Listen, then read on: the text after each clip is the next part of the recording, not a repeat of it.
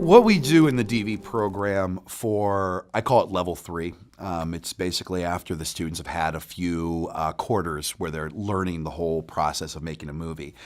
What we really like to do is we really like to take that discipline and really test it out and really do something a little bit bigger than just a student film.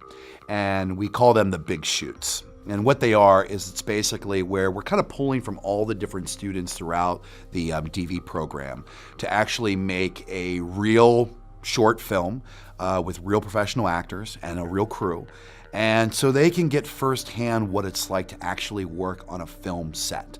So let's stay with him on the right, and then he's stepping forward, and then basically then we're kind of landing, on that, like that. Does it make sense? Yep. Usually an instructor will be directing the project. So for the film that we just finished shooting called Frostbite, this is a film that I directed. It's a film that I wrote. And when you're working with someone who's under 16, you can only work them 6 hours a day. The great thing was going through the pre-production aspects and going, okay, we got to shoot for 12 hours a day. We only have this kid for 6 hours a day. And the kid's pretty much in every single shot in the entire project. Well, we got to somehow cover up this kid's face. So how do we do that? One of our students named Chan, who is this amazing student of mine, who's 5'1". And so we kind of looked at Chan and went, Chan, the only way this project's gonna work is if we have you for 3 days and you are being a body double. We knew that Chan would be wearing a mask the entire movie. And we were talking about how we would want to do the mask. And we're like, okay, we need the goggles to be dark. So we have no idea who's underneath that mask. And it was one of those little moments where it's kind of a little private moment where you kind of go, I would feel really weird if I had an Asian American actor wearing a mask, and then when that mask was to be taken off, it was a white kid. It was just part of me that just felt that's wrong. When we first talked about it, he didn't really say anything. He was like, now that I think about it, I've never really had an Asian American lead. And he was like, I think I'm gonna do that. And then the next class, he's like, do you want to be the body double? I was like, why not? So as soon as Chan was like, yes, I'll totally be the body double, that's when it was like, okay, this is an Asian American actor that we're casting. And we put out the net, and then all of a sudden we started getting headshots back, and one of the headshots was LOUISA. And immediately I got excited because I remember how good this kid's audition was a year and a half ago. When I first got the call, it was calling for an Asian American actor, and I just never get those calls. So it was super exciting. I went in, auditioned. He recognized me from my first audition, which was so cool, and it kind of just took off from there. Throughout the entire process, you want the students involved. Every single student is either whether they're an assistant director, or they're working in wardrobe, or they're working in props, or they're working in the camera department. They're really experiencing real world situations and circumstances when it comes to making a movie. Everything did go pretty well. I mean, there was points where we were outside for a really long time and it got really cold, but we pushed through it as a team, as a crew. One of the pieces of equipment that we used was a Dana dolly. And a Dana dolly is pretty much like a slider where you put the camera on it and then you can slide it, however long you want to make the Dana dolly. There's one shot where we reveal Jonathan eating the zombie, and having that shot go across was to just reveal that zombie, I think was probably one of the best shots, to be honest. Another thing I liked about this shoot was that we shot a lot of the things handheld. I'm a big fan of handheld, so being able to have a really small form factor of a camera on a handheld rig it helps so much just with the weight. So another piece of equipment we used was the Nucleus M, which is a wireless follow focus system. And so Christian, my focus puller, would be on a different monitor, maybe 10, 15 feet away, and he would be doing the focus from there rather than from on the camera, which helped me because I could just worry about the frame, the movement, whereas Christian would focus on the focus. Okay, and then she puts the map away. An assistant director is pretty much the right-hand man. Andy goes for the shot. He makes sure it looks good, and then I'm making sure everyone's doing what they need to and everyone's in the right spot. A little bit, bring it back a little more. So my favorite scene that we did was Chan was the body double. He was gonna be drug out by the zombie. And so instead of having the zombie do it, I'm the strongest guy here, so I have to drag him out. So about 20 minutes later, 15 tries, 20 tries, I've been just dragging and dragging Chan out. It was great, it was a blast. Determined, like, just kind of looking back, because this is the idea for the shot. You just seen him eating a human being. That's just your The craziest part of this entire experience, especially with LOUISA, is that this kid has done a lot of theater. She's done a lot of stage work, but hadn't done a lot of film work. And to me, that just blew me away because she was so natural in front of the camera. She was so believable and just so easy to work with that, again, it's one of these proud moments I have as a director where I kind of sit there and go, oh, cool, I got to work with her first. Andy's such a great director. I mean, working with him and hearing from like the other students that this as my first film and my first Z-Fest film, this is the best director I could have ever worked with. Talking to my parents too and talking to other actors, you don't get this experience from like a lot of directors. I've talked to my friends and they've never seen the films that they're in sometimes. One of my more complicated scenes was actually when we were filming the campfire scene. Okay, this is 4A, take 1. Everyone clear? Because it's in such an intimate setting that when you're that close to the camera and it's late at night and you're getting direction from Andy and you can tell like how hard everybody's been working. It's also just such small details that he was telling me that I really needed to pay attention to, that even in like the small intonations of like my voice, I needed to change. Hey, you hungry? From my brief experience working on this film set, I'd say for actors considering going into film who have only been working on stage, work on your eyes. Instead of letting your eyes move a lot, just kind of like have your eye like looking, you know what I mean?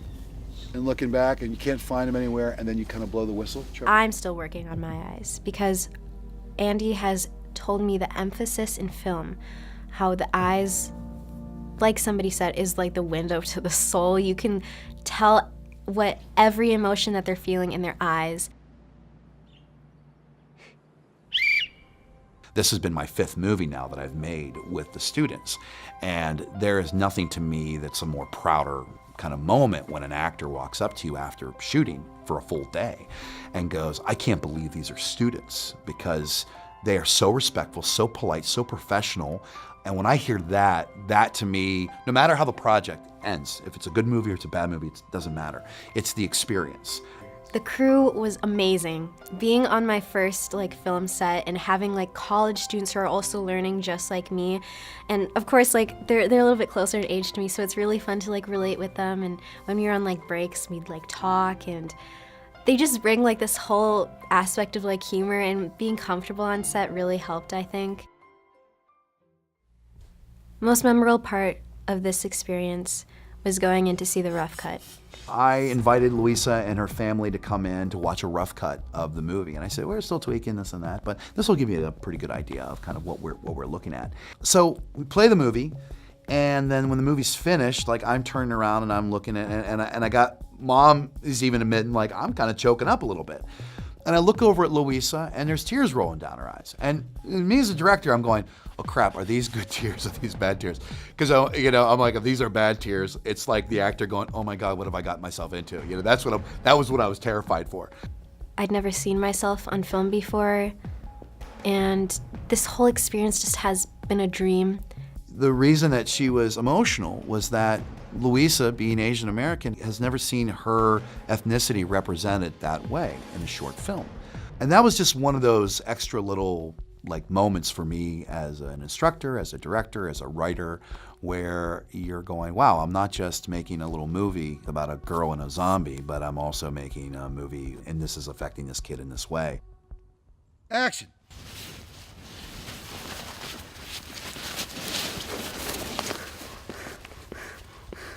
The beautiful thing about this project is that it is sight and sound. Like that's how a movie is made, sight and sound.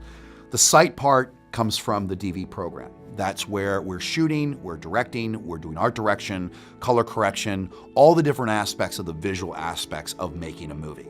So once like there's picture lock, I get like a final cut out of Premiere, and then we import that into DaVinci Resolve, which is where I color it.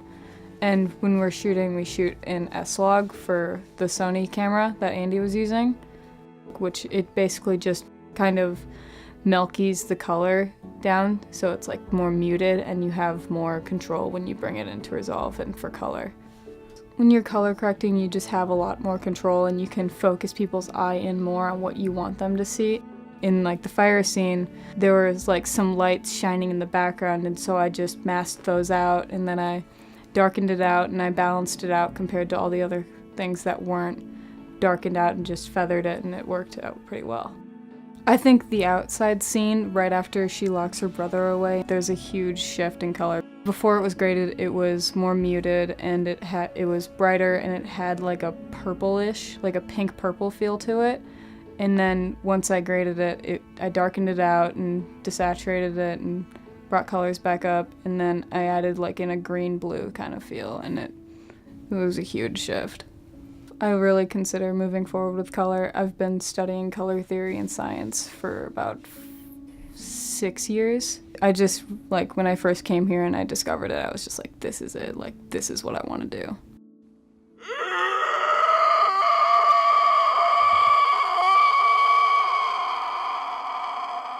Cut, that's money, that's money, let's move. Then you have the sound aspect, which to me is 60% of the movie.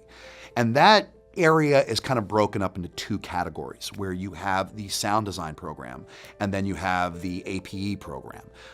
Sound design is Foley, monsters, dialogue, anything that's not musical is your sound design.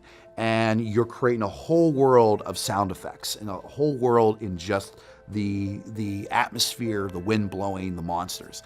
Then you have music, which is the emotional chord of the film. So what's great is that what we're doing is using all three programs and putting it together to make one project. We were particularly lucky in this case because Andy Hunt decided to shoot the film MOS, which means with no sound whatsoever. So really anything sonically related was entirely incumbent on us on the back end.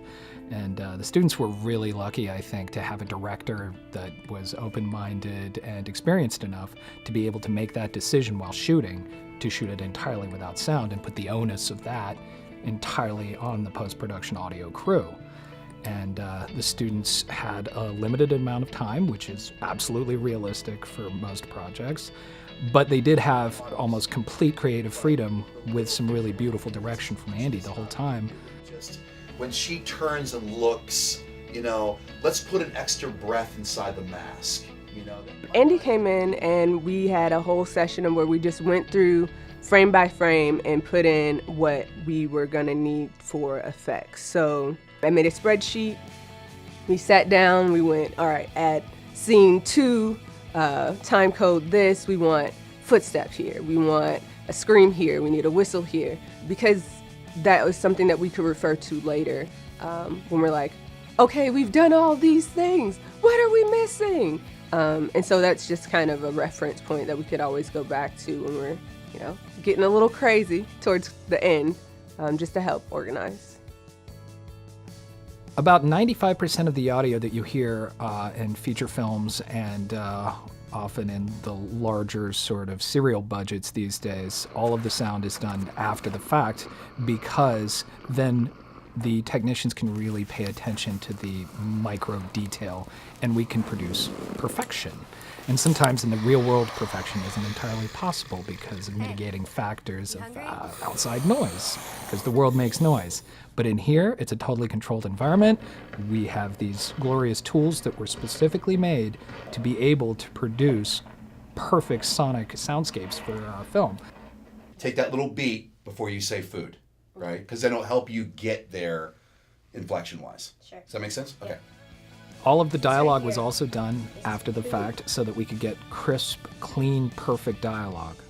And LOUISA, the 14-year-old talent, came in and was able to watch herself on screen, listen to herself, and recreate her performance and also give Andy a bunch of different takes.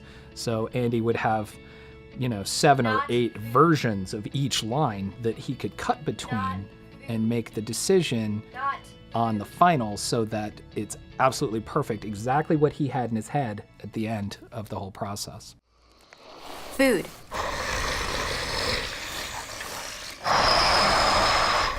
Not food. Food. Okay? I love digital media, but going in today to IPR, it's such a fun, welcoming environment. It's such a cool space, and everybody here is so nice. Working with like these college students who are like, you can tell they're having fun with what they're doing. Hey, you hungry? It's so cool, like, to just to tell my friends, this is what I'm doing while you guys are in geometry. I'm sitting here in this sound studio saying food 20 times. Food. Food. Food. It's so fun. I would love to do this every day. I like doing Foley, which is what I worked on this project. I like being active, I like moving around, I don't like just sitting in a chair. The first thing that we worked on when we saw the film was that they're walking on a lot of snow. And so that was the first thing we wanted to recreate. And so we got a bunch of cornstarch and we put it on a tarp inside of a crate so that way it wouldn't spill anywhere. And then I watched the characters walk and I recreated walking in the box to recreate the sound of them, the exact steps. For like the zombie scenes, like when the zombies are eating other zombies or other human beings, we got some celery and we got noodles. And so I did a lot of eating that and crunching it up. The noodles was probably the hardest part because I swallowed so much and I almost threw up. But then once we were done with that, we went on to the whistle, which that took quite a while as well, just because I really wanted to do a bunch of different lengths of the whistle, how hard I was hitting the whistle, so we can get a bunch of different things for Andy, so that way he can decide what he wanted to use.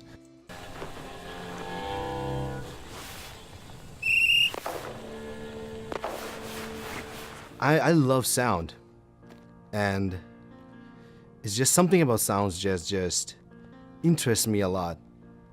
Like, for example, when I'm going outside, there's like the wind sound. When I'm wearing this coat, like the coat sound when I'm walking, or like I'm just making a simple move, just making that moving sound. So like, I don't know, just sounds just, like, I love sound. I actually like it all. Like, there's nothing to not like about it. When you're working with a console, there are some like technical stuff that you kind of have to learn before you get in the console. And getting the hands-on is really good. And I'm a gearhead, so yeah, I love console, like working with console, microphones. I really do a lot of research too. So like, microphone fascinates me a lot, and the kind of sound that they actually pick up. And the whistle sound, yeah, that was pretty good. And like actually seeing like how to actually do that to reflect the movie, that was really interesting too. I think my favorite part of it is definitely getting the session all set up, ready to go for everyone. I like being behind the scenes and not in front of everything. So getting everything ready for everyone, coming in early, getting things set up, getting everything ready to go, and then running the session is my kind of thing. So a pretty common practice within Pro Tools is to set up a clip of the video where we need dialogue to be re-recorded.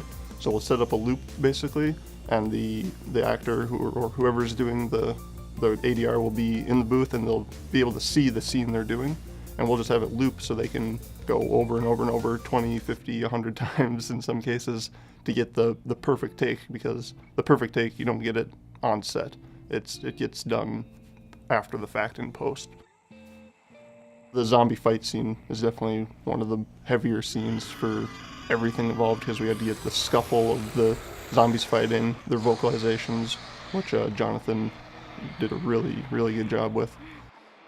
Yeah, that's probably the heaviest scene because it was just a lot of action, and it had to be visceral and realistic for the viewer to really be terrified.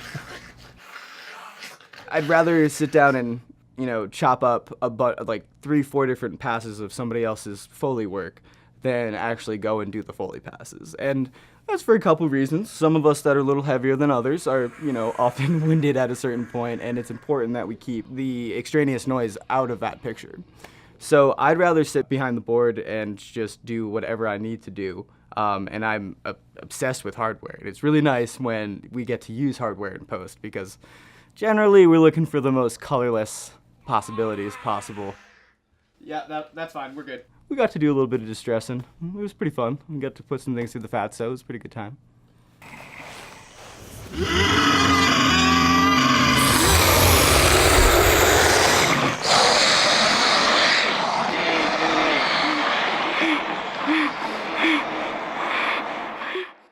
I made some good roars, sure, and Andy produced a lot of the content for those roars, but Luke sold it, you know what I mean? So like it was a really interesting collection to finally show that to Andy, and Andy go, wow, okay, I think that's all right, This is my assistant. He's actually our assistant mix supervisor. This is Little Man Pascone. Okay, maybe thank you. Okay, all right, you got stuck. Okay. Little Man was a very helpful asset on this production. He was mostly assisting Luke in the majority of the mixing, and he was here for every hour that anybody else was. So he gets the MVD award, Most Valuable Dog. Tough competition. The scene where I throw the hot dog at the zombie's face was really great, super fun. I threw it once or twice actually at his face when we were filming, and just my surprise while the camera was rolling and the whole just reaction from the crew was funny. It was really great. Yeah, so the hot dog in the face. So obviously we needed an accurate portrayal of that sound. And the best way to get a totally accurate portrayal is by actually doing it. Now, of course, naturally you'd take a hot dog and you'd slap it up against your hand or something, but that wasn't fun enough for my students or accurate enough, so they decided to repeatedly throw a hot dog at my face. I'm gonna say that is the first time in my career I've had a hot dog thrown directly at my face. I'm mostly okay with it. Nothing a little therapy won't, totally deal with. They had fun. The kids had fun. Besides the sound design, you also have music. And for Frostbite, because it's a weird movie, we wanted an interesting sound. And, my girlfriend mentioned a gentleman by the name of Paul Metzger, who is a local musician here in town. He has this instrument that he had built out of a banjo. And I joked with Paul, and I call it the magical banjo, because it looks like a banjo. But then when you look a little closer, there are all these different extra strings on there. Sometimes he's playing it with a bow. And the sound that was coming out of this instrument was so interesting and so honest and pure and different and sweet and sad. It was like, oh my God, this is the music that we're gonna have for our movie.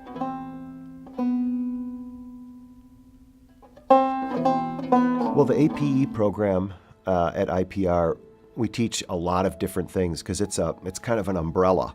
We basically teach everything that you'd need to know in order to record, edit, engineer, mix, master music in any studio, any style. So anytime someone comes to me or the program with a project that's interesting, we always say yes. One day it's a gospel choir, and the next day it's something like this, a soundtrack for an indie feature like Frostbite. The setup for a session, I showed up and it was already set up. Luke did it, and Luke's a genius. And he used one of his favorite mics, a B&K, and then we had a DI on the banjo as well, and then we had kind of a room mic. And they were all in phase perfectly, and the sound we got was, thanks to Luke, was amazing. It's a big room and a nice sounding room in there, so we had a lot of ambience on it, so you don't have to trick it up with digital reverb very much afterwards, because it already had this kind of haunting quality. Paul was just watching the characters and playing to it. Again, a very intuitive and emotional approach. It's not like when this guy looks up, you hit a G7 chord. It's not that at all. It's when this guy looks up, I want melancholy. And when they're walking down the street here, I want questioning.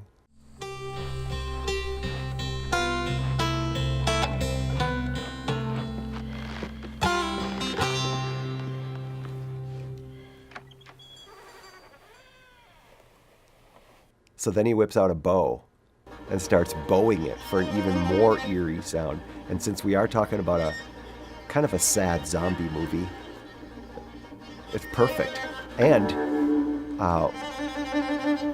inimitable, you know, because a lot of soundtracks these days are done from sample libraries. Sample libraries are cool, but you ain't gonna get this from that. When the artist came in, the banjo, like when I saw the banjo, and I actually play guitar, so like looking at the banjo was almost like looking at a dinner, pretty much. And like the way that he made the instrument, and I'm really fascinated by instruments too. So like the way that he made the instrument and the way that he played, it was really awesome. And like I got to like actually record him.